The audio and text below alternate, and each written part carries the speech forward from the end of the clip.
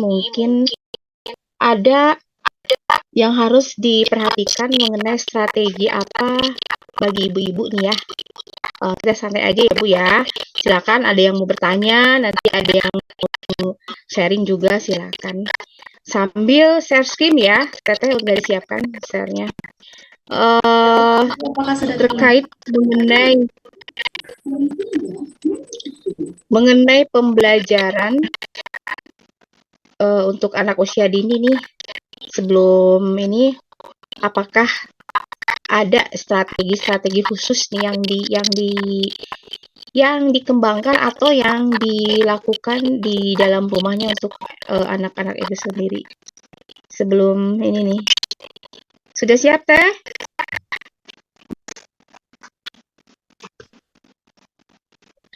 Nah, di sini ada Calistung ya.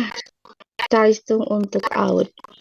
Di sini dijelaskan bahwa betulkah anak-anak PAUD itu dilarang diajarkan membaca dan menulis? Nah, betul ya bahwa membaca itu adalah kunci belajar. Memang betul juga ya, anak yang mempunyai pengalaman terhadap bahan cetak akan mempunyai dasar-dasar kemampuan untuk membaca, dan membaca adalah fondasi untuk belajar kemampuan belajar lainnya.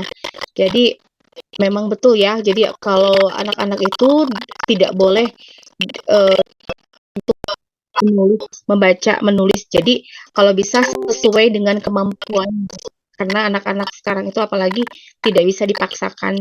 Tetapi jangan bosan, kita sebagai orang tua harus terus mengingatkan bahwa anak-anak itu harus terus mengenal huruf-hurufnya gitu. Karena nanti untuk kedepannya, jadi kalau untuk sama anak itu kita melarang, bukan melarang ya, kita menghimbau, tapi harus ada penjelasannya. Jangan sampai hanya melarang saja gitu kan. Jadi tidak diajarkan untuk menulis, jadi sesuai dengan kemampuannya itu sendiri. Baik, untuk selanjutnya mungkin. Selain itu juga jadi kenapa di sini anak-anak itu di PAUD itu memang harus dilarang diajarkan membaca yang tidak sesuai perkembangan anaknya, memaksakan, jadi ya, tidak boleh memaksakan anak belajar membaca bunyi tanpa makna, memberikan lembaran kerja berlebihan, dan menganjurkan orang tua agar anak itu kursus membaca. Namun di PAUD anak dididik jadi keaksaraan awal. Jadi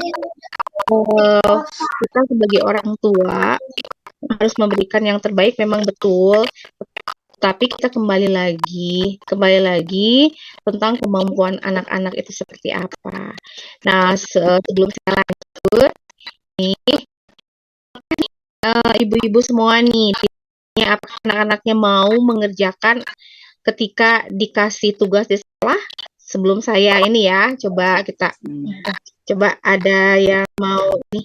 Dari teteh-teteh, mungkin dari teteh-teteh teman saya nih, ada yang mau memberikan penjelasan juga kenapa sih tidak boleh melarang anak untuk menulis dan membaca, mungkin ya, seperti itu.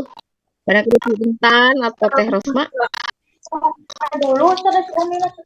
Boleh Ibu menambahkan sedikit kenapa anak-anak dilarang untuk baca dan menulis secara langsung? Karena sejatinya itu kan anak-anak masih dunia bermain ya Bu. Jadi ya kita mau mengajarkan anak baca dan menulis, berarti kita harus diiringi dengan bermain gitu. Jadi kita mengenalkan tidak secara kayak kita mengajar anak-anak SD atau SMP yang kalau misalnya baca ya sudah baca gitu ya. Kalau menulis, menulis. Jadi kan kalau anak-anak itu harus dibarengin sama main, sama games, biar juga ada rasa menarik perhatian anak. Kalau misalnya kita mengajar di PAUD misalnya hanya dengan baca sama nulis, kayak misalnya mengajar di SD gitu ya, yang anak-anaknya sudah lumayan paham apa yang kita instruksikan, mungkin anak malah bosan dan mau pulang gitu ya Bu. Kalau tidak kita ada unsur kalau anak-anak itu kan harus seru, menarik gitu. Kalau kita monoton gitu kan pasti anak-anak juga jenuh. Mungkin seperti itu Ibu tambahan dari saya. Boleh dari teman-teman yang lain mungkin. Baik, terima kasih Teh dan teman-temannya juga ya. Sebelum saya lanjut ke selanjutnya, saya mau bertanya dulu kepada ibu-ibu sini. Apakah ada selama untuk belajar ini, apakah ada keluhan atau permasalahan, berbagai macam permasalahan yang dihadapi? Mungkin boleh raise hand atau boleh angkat tangannya di antara ibu-ibu. Karena waktu terbatas ya, terbatas. Jadi saya langsung aja first slide saya untuk menanyakan kepada orang tua karena kita itu sharing diadakan parenting seperti ini supaya masing-masing mempunyai pendapat. Kita sharing gimana pengalamannya ibu-ibu, strategi apa nih ibu-ibu di rumah untuk mengajarkan anaknya. Boleh acungkan tangannya ibu, bebas untuk mengungkapkan apa saja gitu ya. Silahkan pada ibu-ibu semua yang ada di sini, strategi apa yang diajarkan ibu-ibu di rumahnya.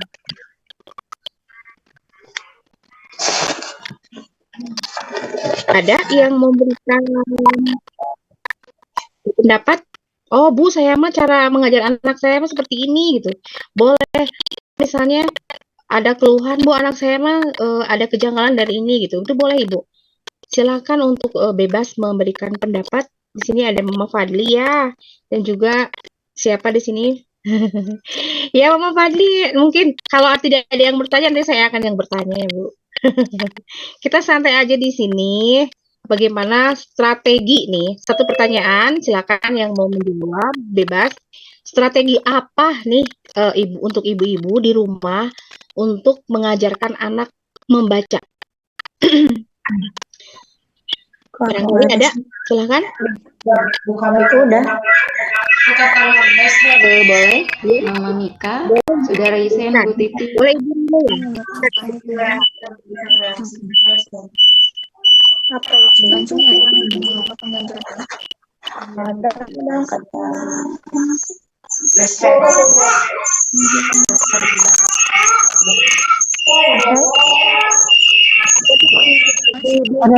yang lain banget.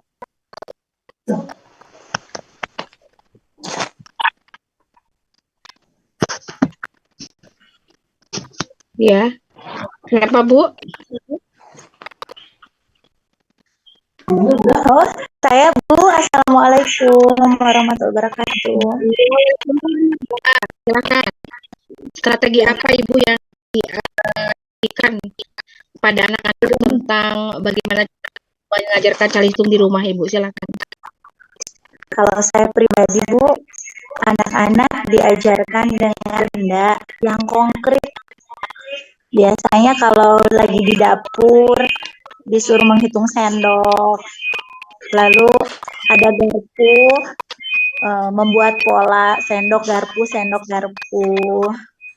Selanjutnya ada gelas, ada mangkok, mengenal besar kecil, begitu. Kalau saya sedang di dapur, diajaklah anak-anak ke dapur, begitu. Betul Ibu Nina ya, itu betul sekali Ibu. Jadi memang anak itu harus diajarkan dengan konkret gitu ya, dengan benda, konsep dulu. Jadi jangan diajarkan langsung ini huruf A, ini huruf B, ini huruf C.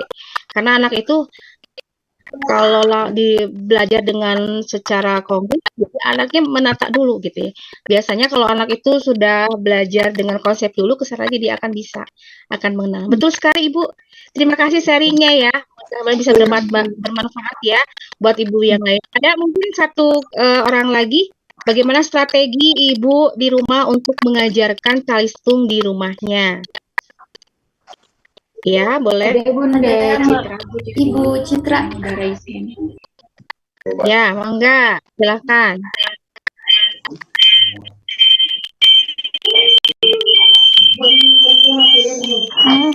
Gimana aja.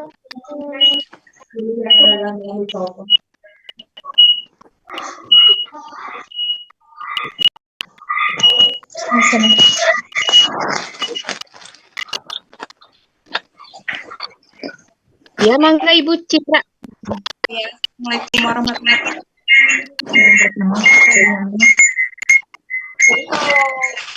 Saya kebetulan lebih suka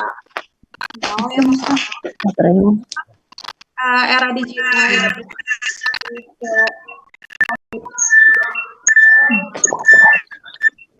Ingat bagus kalau misalnya diajarin gitu kan lagu biasanya anak-anak cepat gitu sih kalau saya pribadi.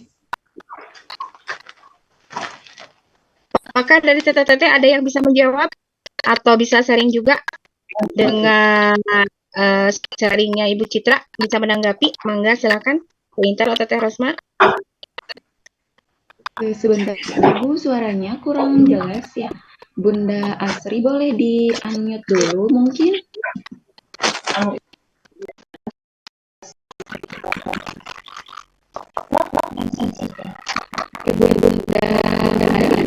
Bunda Ari Wardani boleh di-unmute dulu.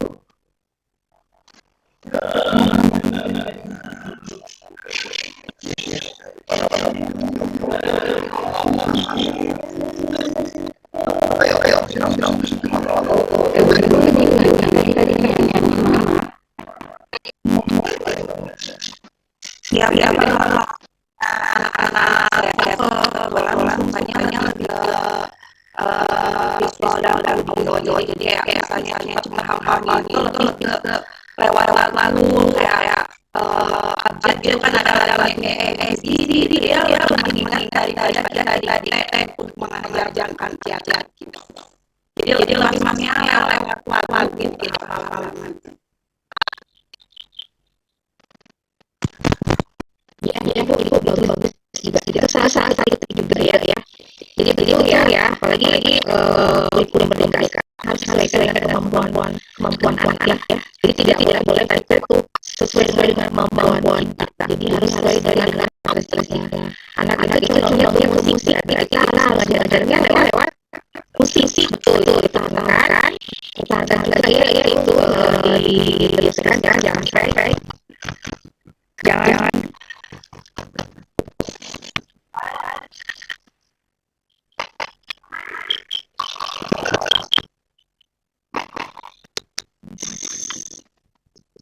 maaf nih. Ya, seperti itu Ibu Citra. Terima kasih untuk sharingnya di sini ya. Juga bisa bersama ini ada tips juga ya Ibu semua. Tadi yang pertama seperti apa? Lewat konsep ya. Nah, sekarang lewat audio itu sekali. Bang.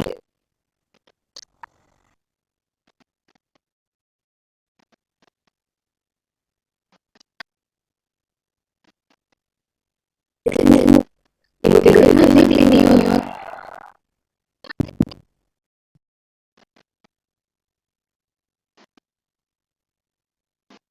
Ibu, saya sudah Ya. Untuk selanjutnya silakan selanjutnya. Ada lagi nih ya yang harus disampaikan. Bermain drama. Ibu-ibu ini ya main drama itu delapan kayak harus yang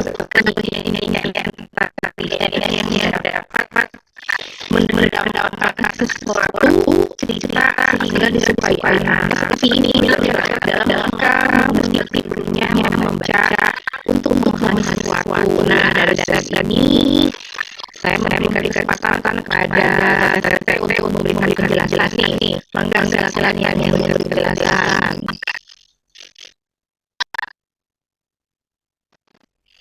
Boleh saya sedikit mengenai cara-caranya kita mengenal ada cara-cara bermain drama dalam drama itu digunakan yang aksesoris apa harus kita bermain drama harus kayak bukan lanjutan sempurna tapi gunakan kayaknya aksesorisnya supaya lebih mengenalkan cara-cara pada anak-anak seperti bermain drama misalnya tema profesi misalnya polisi anak-anak juga ketika kejar main drama siapa yang pengen jadi polisi ada semacam posisi apa aja anak juga mungkin nanti dikenalkan dan juga dikenalkan seperti apa sih pakaian baju polisi terus apa aja sih aksesoris yang ada dalam pakaian yang ada di polisi itu jadi anak-anak selain tahu dia juga mengenal dan bisa yang dijelaskan kalau untuk anak-anak jadi itu kita harus